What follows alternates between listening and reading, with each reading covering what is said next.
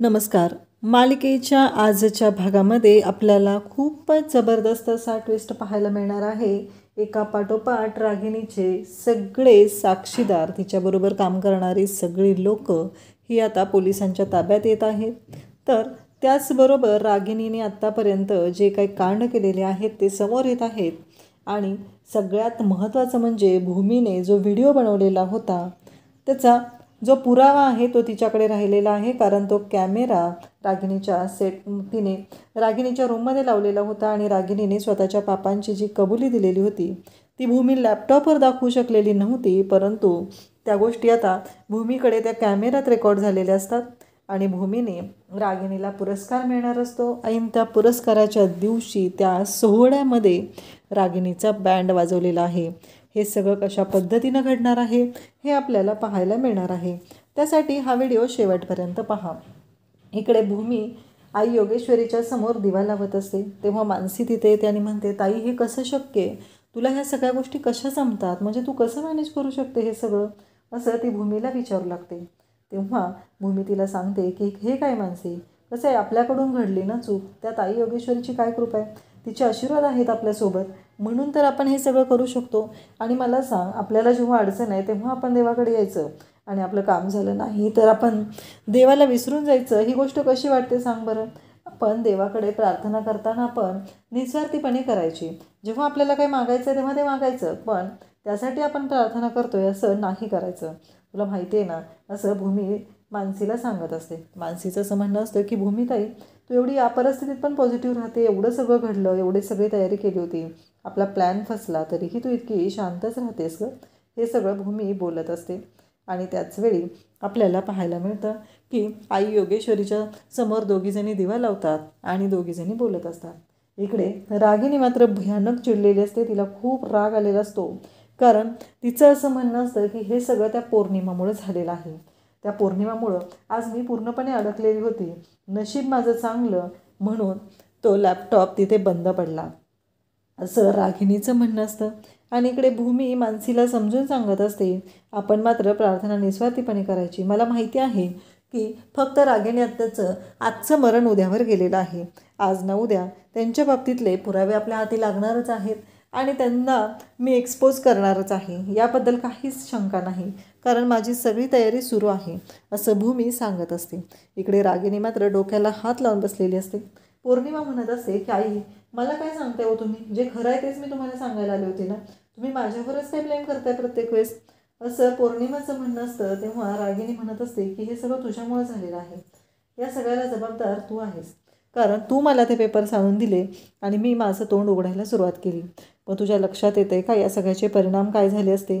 तू काय बोलतेस? हे सगळं हे त्यांच्या दोघींचं चाललेलं असतं. परंतु पौर्णिमाचं असं म्हणणं असतं की काहीही झालं तरीही जे होतं खरं तेच मी आई येऊन तुम्हाला सांगितलेलं आहे, मी काहीही त्याच्यामध्ये चुकीचं केलेलं नाही, असं पौर्णिमा ठणकावून सांगण्याचा प्रयत्न करत असते. रागिणीला मात्र भयानक राग आलेला असतो आणि रागिणी भयानक चिडलेली असते. ती म्हणत असते की बस कर तुझं तोंड, असं म्हणत तिचं तोंड दाबायला सुरुवात करते. आणि रागिणी म्हणत असते की काहीही झालं तरीही आता तुला सोडणार नाही, एवढं लक्षात ठेव. रागिणीला राग आलेला असतो आणि ती तेवढीच चिडलेली असते. आणि मग ती अभिला सांगत असते, हिचं तोंड बंद करा दे, नाही तर मी हिला इथल्या इथे संपून टाकेला. हे सगळं त्यांच्या दोघींचं बोलणं चाललेलं असतं. आणि त्याचवेळी आपल्याला पाहायला मिळतं की रागिणीचा राग अनावर झालेला असतो. रागिणी म्हणत असते की आता काही नाही आहे, ती 2 लोक आहेत ते, आता व्यंकट तर एक संपलेला आहे, आता राहिलेली 2, आता त्यांनाही उडवून टाकायचं आहे. एकदा का ते 2 संपले की मग मी कोणत्याच प्रॉब्लेममध्ये अडकणार नाही, असं रागिणीला वाटत असतं. कारण रागिणीचं असं म्हणणं आहे की ते 2 साक्षीदार आहेत ज्यांना माहिती आहे, कारण व्यंकटला तिने संपवलेलं आहे, एवढंच तिच्या डोक्यात आहे. पण व्यंकट आता पुन्हा जिवंत झालेला आहे ही गोष्ट तिला माहितीच नाही आहे, कारण रागिणीचा डाव हा फसलेला आहे. मागच्या 2 दिवसांपूर्वीच्या भागामध्ये आपल्याला असं पाहायला मिळत होतं की व्यंकटवर गोळी चालवलेली आहे. परंतु आता मोठा धमाका होणार आहे आणि रागिणीचा बँड वाजणार आहे. तेवढ्यातच अभिच्या फोनवरती व्यंकटचा फोन येतो आणि व्यंकटचा फोन आलेला पाहून रागिणी त्याचबरोबर अभि या दोघांच्या चेहऱ्याचा रंग उडालेला असतो. कारण या व्यंकटला तर आपण संपवलेला होता, मग हा कुठून अवतरला हा प्रश्न त्यांना पडलेला असतो.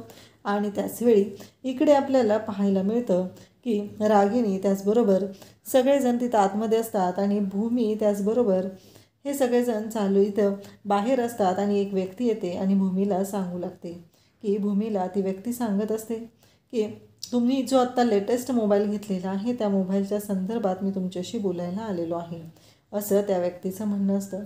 भूमी म्हणते म्हणजे काय झालेलं आहे.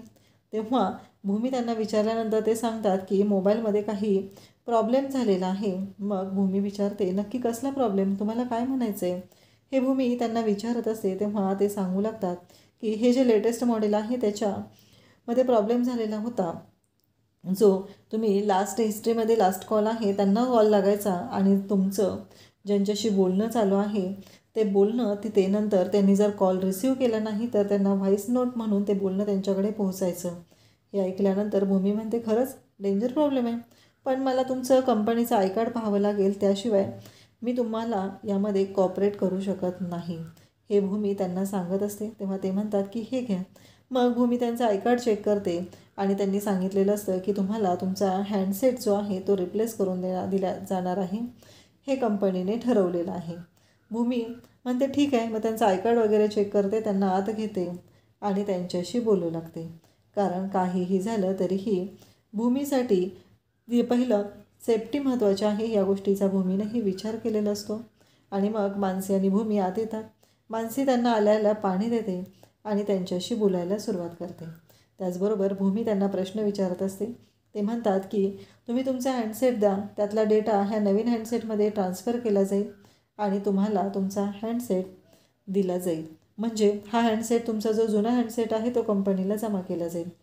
भूमीचं असं म्हणणं असतं पण तुम्हाला माझा पत्ता कुठून मिळाला. तेव्हा ते सांगतात की तुम्ही जेव्हा हँडसेट घेतलेला असतो तेव्हा ती जी पावती असते त्याच्यावरती तुमचा पत्ता आम्ही घेतलेलाच होता, त्यामुळं तो पत्ता आम्हाला मिळणं सोपं गेलेलं आहे. हे सगळं बोललं जात असतं. आणि त्याचवेळी आपल्याला पाहायला मिळतं की भूमी इकडे बोलत असते आणि रागिनी मात्र आता मारायला सुरुवात करत असते, ती म्हणजे पौर्णिमाला. कारण पौर्णिमाचं तोंड काही गप्प बसत नसतं. पौर्णिमामुळेच हे सगळं झालेलं आहे असं रागिनीचं म्हणणं असतं.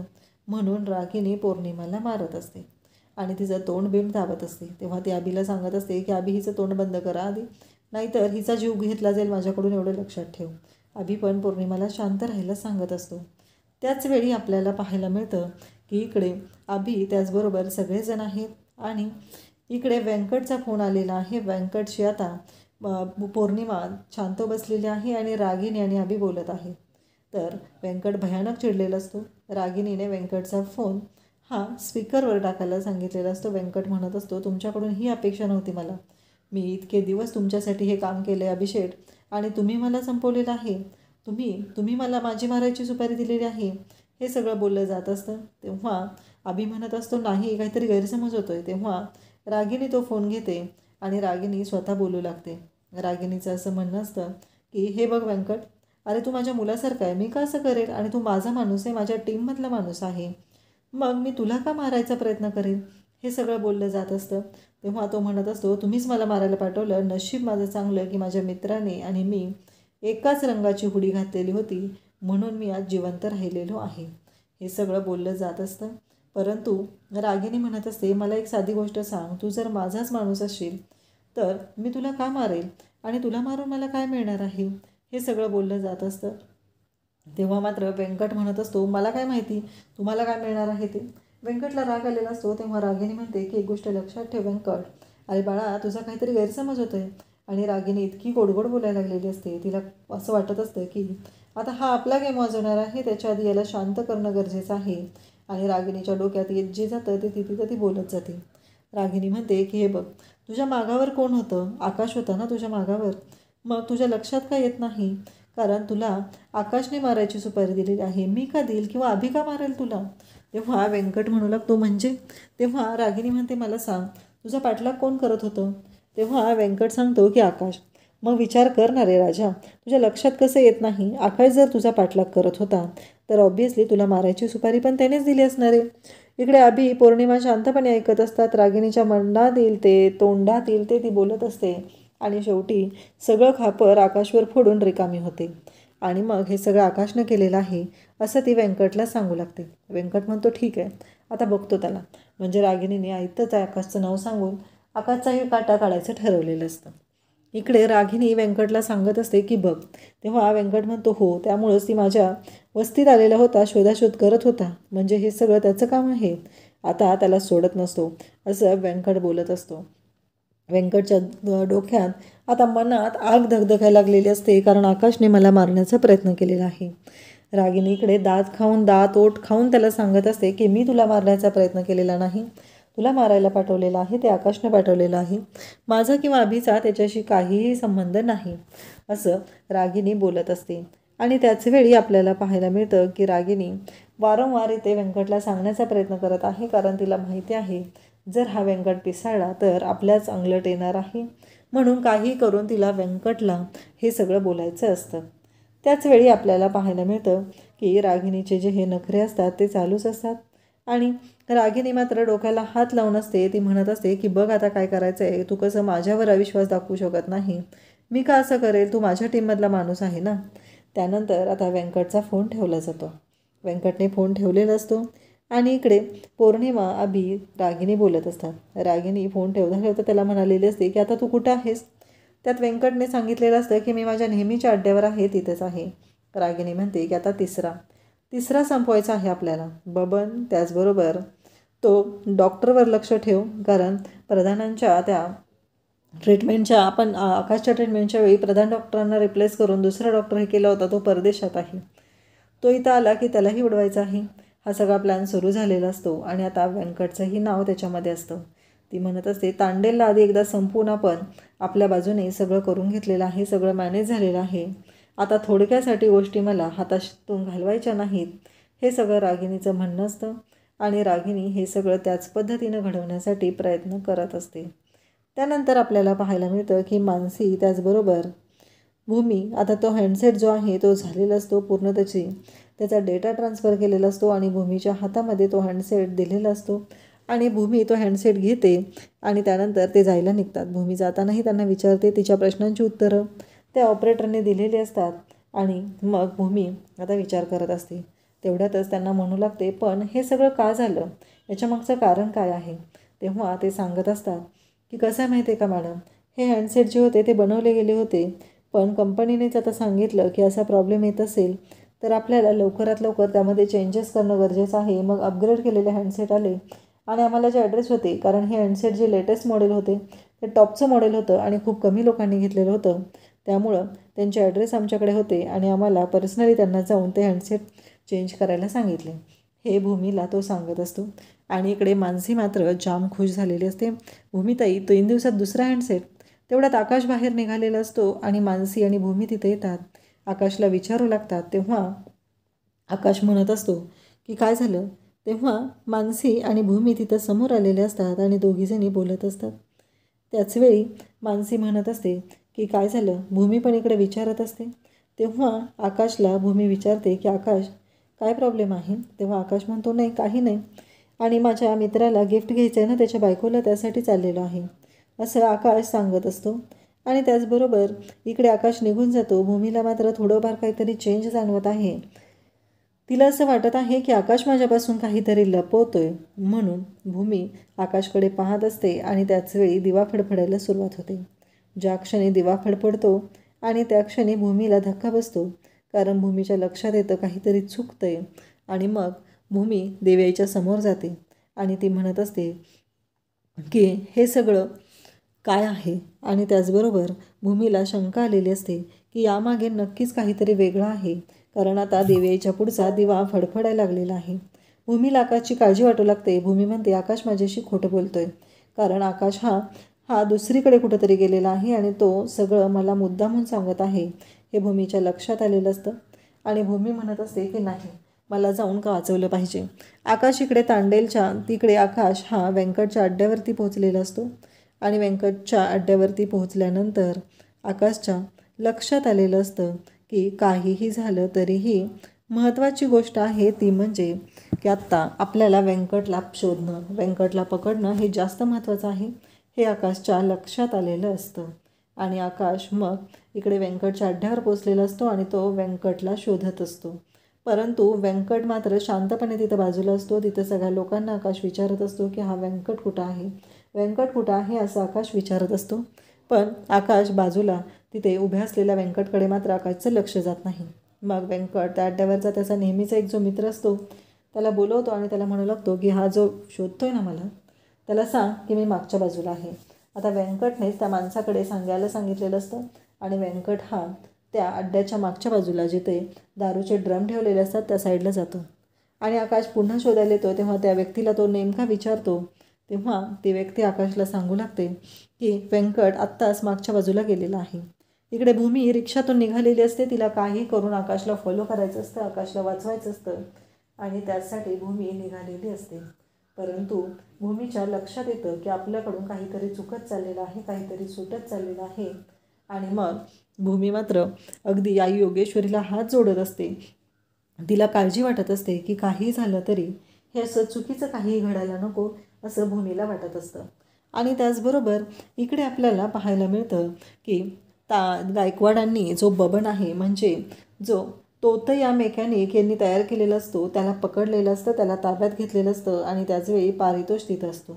पारितोष तिथे असतो आणि पारितोष मात्र विचार करत असतो. पारितोषच्या डोक्यात चालू असतं आणि पारितोष भूमीला कॉल करतो आणि भूमीला म्हणू लागतो की भूमी, आत्ताच्या आत्ता तू कुठं आहेस तिथून ये, कारण तुला सांगायचं आहे ते म्हणजे की गायकवाडांनी इथे बबनला पकडलेलं आहे आणि तू येणं इथं गरजेचं आहे. भूमी म्हणते पारितोष आत्ता मी येऊ शकत नाही, मी एका प्रॉब्लेममध्ये अडकले. पारितोष म्हणतो काय झालं, तू कुठं अडकलेस? तेव्हा भूमी सांगते की अरे आकाश घरातून निघाला होता आणि आकाशला शोधतच मी आता निघालेली आहे. परंतु आकाश बहुतेक व्यंकटच्या अड्ड्यावर चाललेला आहे. पारितोष म्हणतो काय, व्यंकटच्या अड्ड्यावरती? तेव्हा इकडे भूमीने हे सांगितल्यानंतर पारितोषला भूमी डायरेक्टली सांगते की हे बघ, मी आत्ता येऊ शकत नाही, मी खूप मोठ्या प्रॉब्लेममध्ये आहे, कारण आकाशला वाचवणं खूप गरजेचं आहे, हे पारितोषला भूमी सांगत असते.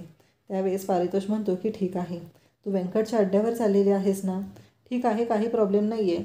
हे सगळं बोललं जात असतं आणि इकडे आकाश व्यंकटच्या अड्ड्यावर असतो. त्या माणसाने आकाशला सांगितलेलं असतं की काहीही झालं तरीही महत्त्वाची गोष्ट आहे ती म्हणजे आकाशला कळलेलं असतं की व्यंकट हा मागच्या बाजूला आहे. आता आकाश तिकडे व्यंकटच्या साईडला जाऊ लागतो आणि व्यंकट मागच्या बाजूला हे कळलेलं असतं. व्यंकटने हा सगळा प्लॅन रचलेला असतो आणि आकाशला उडवण्यासाठी हे सगळं व्यंकटने केलेलं असतं. त्याचबरोबर आपल्याला पाहायला मिळतं आकाश आता पुन्हा व्यंकटला शोधत त्या बाजूला जाऊ लागतो. भूमी पण इकडे धावत पळत येण्याचा प्रयत्न करत असते. तेवढ्यात तिला आकाशची गाडी तिथं दिसते आणि आकाशची गाडी दिसता क्षणी रिक्षा थांबवते, रिक्षावाल्यांचे पैसे देते आणि भूमी रिक्षातून उतरते आणि त्या काकांना म्हणते की ठीक आहे, मला इथेच उतरायचं होतं.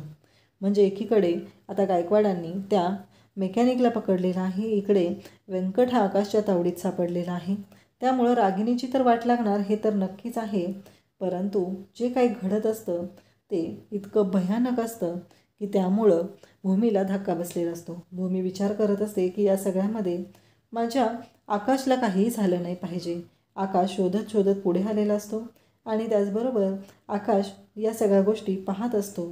परंतु इकडे भूमी मात्र खूप घाबरलेली असते. भूमीला काहीही करून आकाशला वाचवायचं असतं. आकाशची गाडी तिला दिसलेली असते म्हणून भूमी आकाशच्या शोधात आता पुढे जाते आणि व्यंकट म्हणतो की हे बघे बारक्या, तुला इथं वाटत असेल की तू स्वतःहून आलेला आहे, तू इथं स्वतःहून आलेला नाही, मी तुला आणलेला आहे. माझ्याच माणसांनी तुला हा पत्ता दिलेला आहे आणि त्याचबरोबर मीच इथे तुला आणून ठेवलेला आहे. आणि त्याचबरोबर आता तू इथून बाहेर जाणार तो माझ्या मर्जीने, कारण तू या अड्ड्यावर स्वतःच्या मर्जीने आलेला होता, पण इथं तू बाहेर जाऊ शकत नाही कारण मी तुला आता ताब्यात घेतलेलं आहे. आता तुला संपवणार आहे एवढं लक्षात ठेवायचं. आकाशच्या डोक्याला बंदूक लावलेली असते आणि आकाशला संपवण्याची भाषा हा व्यंकट करत असतो. आकाशला घाम फुटलेला असतो. आकाशला कळत नसतं की हे सगळं काय होऊन बसलं आहे, आपण मोठ्या अडचणीत तर सापडलेलो नाही आहे ना, असं आकाशला वाटायला लागलेलं असतं. आणि त्याच वेळेस आकाश अगदी घाबरलेला असतो आणि त्यानंतर आकाश आता तिथे आकाशला वाचवण्यासाठी भूमी पोचलेली असते. सती सावित्री बनून भूमी पोचलेली असते. आझाद कॉलनीमध्ये हा जो अड्डा असतो तो असतो. तर उद्याच्या भागामध्ये आपल्याला खूपच जबरदस्त असा ट्विस्ट पाहायला मिळणार आहे. उद्याच्या भागामध्ये आपण पाहणार आहोत की रागिणीला business woman of the year हा अवॉर्ड जाहीर झालेला असतो. रागिणी तो अवॉर्ड घेण्यासाठी स्टेजवर गेलेली असते. सगळेजण खूप खुश असतात, पण भूमीने मात्र इकडे रागिणीचा पूर्ण गेम करायचं ठरवलेलं असतं आणि भूमी हात धुवून रागिणीच्या मागे लागलेली असते आणि रागिणीला तो अवॉर्ड मिळत असतो. रागिणीचं कर्तृत्व तिथे सगळ्यांना कळत असतं आणि भूमी त्याच वेळेस तिथे एंट्री घेते आणि म्हणते की ज्यांना आपण हा अवॉर्ड घेतोय त्यांचं कर्तृत्व काय आहे हे त्यांच्या तोंडूनच आपण ऐकूया. आणि भूमीने लाईट्स ऑफ केलेले असतात आणि तिथे रागिणीचं कर्तृत्व आता सगळ्यांना ऐकवायला भूमी सज्ज झालेली असते.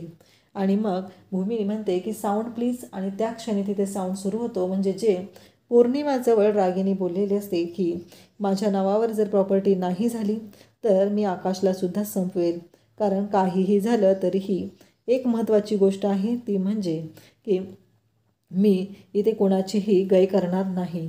हे सगळं ती बोलत असते आणि हा अवॉर्ड तिला देत असतात. आणि त्याचवेळी भूमीने तिथे येऊन रागिणीचा बँड वाजवलेला असतो.